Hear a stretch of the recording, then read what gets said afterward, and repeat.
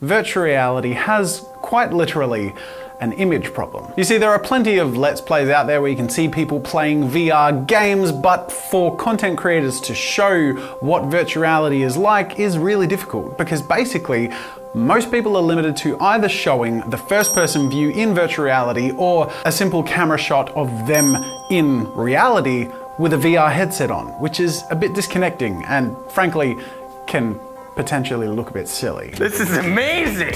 Oh God, oh my God, oh my God, oh my God, oh my God, okay. The solution to this communication problem is called mixed reality video, where the headset wearer is tracked and filmed through both a virtual and a real camera in a green screen environment, then chroma keyed into that environment, and thus the viewer is transported with the content creator into the infinite worlds and possibilities that VR contains. The problem is that, as you might imagine, setting up and producing mixed reality content is incredibly complex, and you either need to be a coder or engineer or have a studio or budget or staff available to make it happen for you. Enter LIV, a tech startup from San Francisco whose vision is to make mixed reality and virtual reality content production simple, portable, and affordable.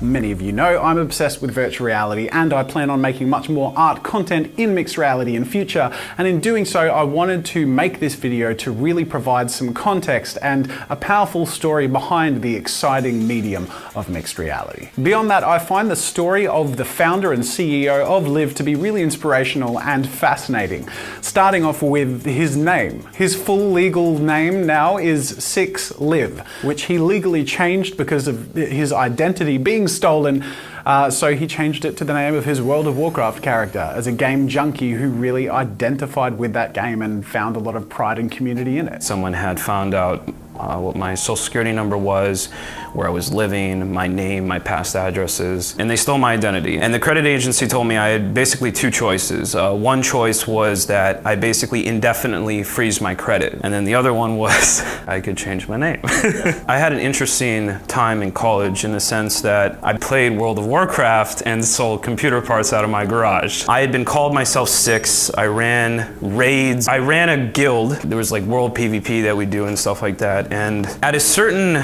point of dedication, the human mind starts to associate these type of digital identities and representations of ourselves in almost like a more important light than your own physical identity.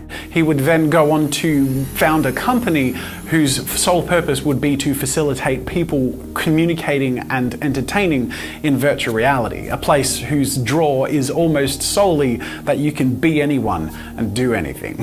Basically, I extended what I was doing in the garage. I would basically design products around what I knew I could build as a product. Like, for example, I would build gaming desktops and business-related desktops and like all these different computers and products, and I built a website around it. I was learning a lot of things that people had already kind of discovered, and then it was me kind of like taking that information and becoming better at what I do. These days, what really provides you a lot of power is you know something that people can't Google. I was learning things that other people essentially had already paved. So I made an incredibly difficult decision of letting go of everything. Where some people close a chapter, I slammed the whole book closed. I bought a car in Rhode Island and drove from Rhode Island all the way to Los Angeles. I didn't have any friends in LA. I didn't know anyone in LA. I lived on an inflatable mattress. The first few nights, all I spent doing is killing crickets and cockroaches in the wall. The reason I won't go down a road that other people have paved is because then my death is meaningless. And that's a big part of LIV. Like the name, there's this truth, this ultimate scary truth that we all are like on this roller coaster. If you are able to acknowledge that that's going to happen, it can give you a huge amount of power. When I removed myself from this and I looked at my life and I looked at all these things and I was just like, what if I risk it all? What if I just let it all go? My job, my relationship, like all these people around me, and I let it all go, and I give it one last shot, because I felt like I was basically in a position where things are going to become more and more towards that direction, that I could never fulfill my dreams ever again. What happened was I was using the DKs, the Oculus, and the DK2 is really when, you know, I started getting much more involved in it, and I ran a little event in my space. And then the Vive is really what was like the final thing, is like, okay, I need to get into this industry in some capacity. I saw a lot of crossover of the knowledge that I knew that the industry needed. I really understood PCs, I really understood parallel processing, I really understood live streaming, I really understood compositing. And then I started building VR-ready computers for companies in that space. And then it became something I was going to, you know, create IT services. And at the same time, I was working with someone who had done mixed reality in post. What I saw as this mixed reality, like I was there at the very beginning of it. Like I was watching the few people, just like, there's like a handful of people in the whole world who were like trying to figure this out. And the first was done in fantastic contraption. Basically what it allows you to do in Unity titles, and ultimately we'll be able to with Unreal as well, is there's an external camera in Unity builds. And what you can do, and what mixed reality basically is we create an offset from the virtual camera to where a physical camera is. It essentially matches the field of view and the position of the camera, so then as you move that virtual camera,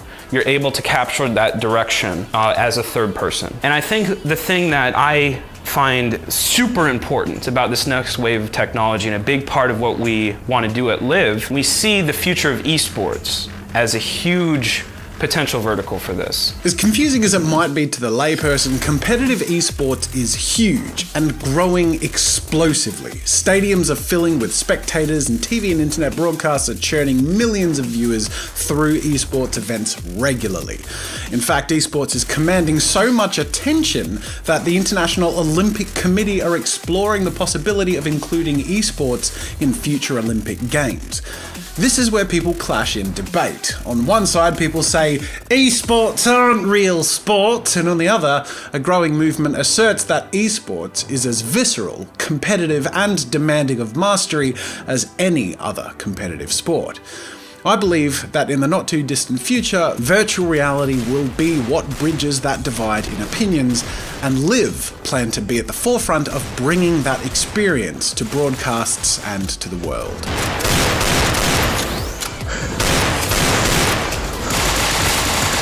There's this disconnect behind people who look at sports and they say, okay, you know, these people are physically active, we denote that as an actual sport. And then we have people playing StarCraft and all that, like they're not active, but they call it esports. I think this is gonna be for the first time that we have a medium that you can actually be very physically active and also, you know, be involved in virtual worlds.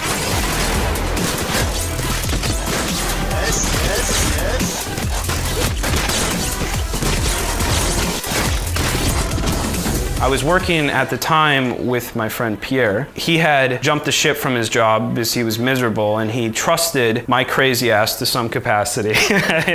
So I was working with him, and I set up this completely hacked together cube in the middle of their living room. His roommate was AJ, who was also a friend from this community house.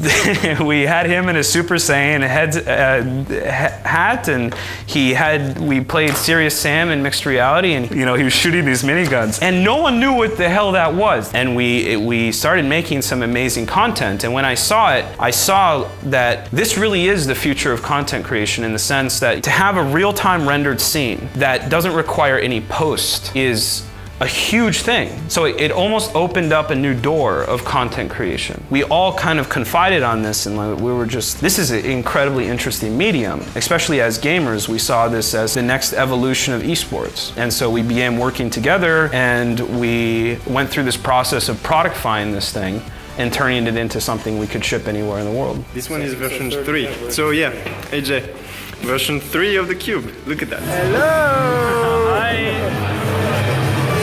Let me say hi to AJ. Hello AJ! What's up, brother? Say hi for the camera. Once we have tension on these sides, Yeah. See, that's what we need. We just need the clips on the sides here to like hold. It was this evolution of trying to figure out all these things that don't seem like a big deal, but they are. As the product progressed, LIV has grown since into a small family of equally nerdy, enthusiastic and talented people with that same goal. Take Stefan for example, aka Rue, who was developing his own mixed reality alpha filter that was being used more and more in the industry, and when he found out about LIV, he packed up and left the UK to join the team in the US and has since become their CTO. The team's shared passion for the future of VR entertainment has taken them to a new frontier in content creation. Six and his friends sent me one of their prototype LIV cubes and mixed reality systems, which I instantly fell in love with, and that's what you've seen on my channel. Very recently, however, they finalized their first commercial design for the LIV Cube, a pop-up mixed reality studio that you can pack up and carry in a single bag and can be set up by a single person. This was all developed with high quality materials and meticulous attention to detail in how the cube is lit and can be keyed out. It's truly a thing of beauty. And if you want to learn more about the LIV Cube or inquire about getting one yourself, there's a link in the description that you can follow to LIV's website. Now, green screen aside, even with a fancy chroma cube, most people don't know how to set up mixed reality video. To help with this, LIV have developed a mixed reality software client, but not only to calibrate mixed reality with or without an attached tracking puck or controller, but also refine and key it, render and record it, handle a customizable in-headset viewfinder so you can see what your content looks like while you have a headset on, and allow for hands-free camera control and perspective switching so you don't have to pull yourself out of VR to control your VR content creation. All of this they have decided to provide as free forever for content creators. That's right, it's free for YouTubers and Twitch streamers who want to make impressive content and take their virtual reality production to the next level. So how does the client actually work and function? I'm just going to let someone more qualified answer that for you. This is AJ. He's one of the co-founders of LIV and actively the COO, and he prefers to be referred to by his chosen identity, Dr. Doom. Take it away, Dr. Doom. What is this voodoo? Baby, it's LIV. So what we do, I'll explain it to you. We build technology that allows you to share and live stream your VR experiences a little bit better than just your first person perspective. So I'll show you in real time. So super high calibration, good quality, 1080p, 720p, whatever your computer can run. It's already out on Steam. So if you want to do this, just go on Steam, type in LIV, L-I-V, and it's free. Doom View. At once. There we go. So this is my shitty avatar right now. It took us literally like half an hour to make it, so don't take this avatar as like a benchmark for what your avatars or eventually my avatar is going to look like. But we have our sort of crash test dummy on the bottom, and then we found this like Dr. Doom mask online on an asset store, and this cape. This cape is actually from Zelda. It's a Hyrule cape. Let me show you more. So you can do all kinds of stuff, right? In this case, you're seeing me in here without mixed reality, just my like keyed body, and then our avatar that's one-to-one relation to what you're doing in the game. We have full control over this camera, so we can do all kinds of stuff. We've only programmed a couple of things now because it's just an internal test, but I can say things like, peasant, capture my glory. Yes, you're dooming it. So you should see, let me see if I can find the camera. There we are. So you can essentially do any operation on this camera. Peasant, follow me. Yes, my lord. And then you get your traditional FPS view that you would have if you're watching PUBG or Counter-Strike. Not Counter-Strike, but if you're watching like Fortnite, your over-the-head view, which works really well for these kind of games and other games. I can show you some examples if you ping me on Discord. You can also do things like activate the drone. Consider it done. Which allows you to sort of customize what the viewer sees when you want them to see it. Peasant, zoom out. Yes, you're dooming us. Thank you, peasant. And you can have an infinite amount of cameras, but right now we've only programmed these ones.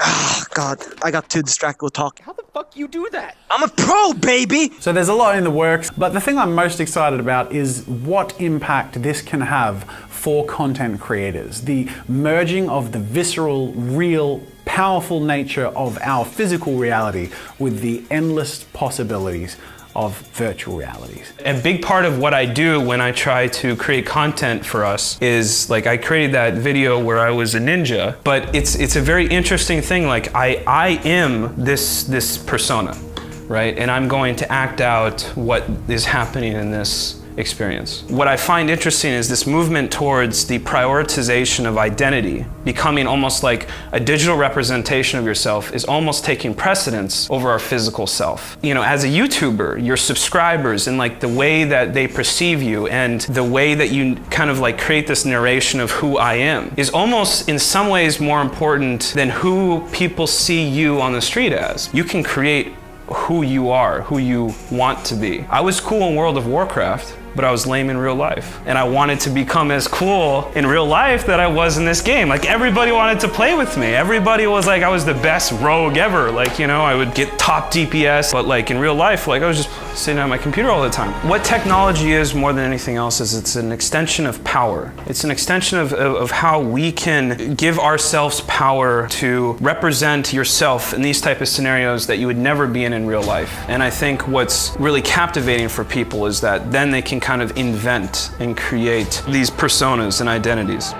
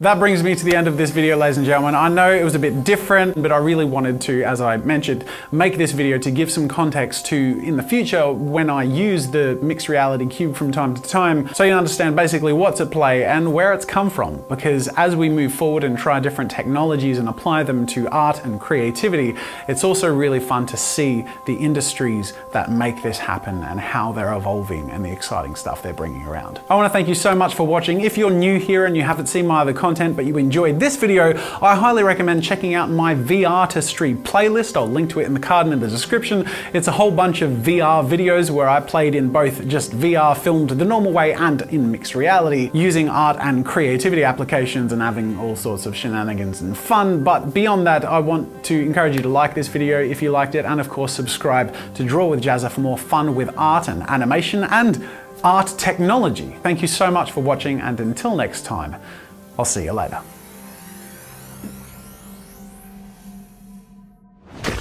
Make sure to subscribe to my channel to see more of my videos. And while you're at it, check out my shop where I sell ebooks, brushes, photo references, video courses, and more. There's another video you might enjoy from my channel over there, and you can also check out my behind the scenes daily vlog channel, Daily Jazza. That's it for now, and until next time, I'll see you later.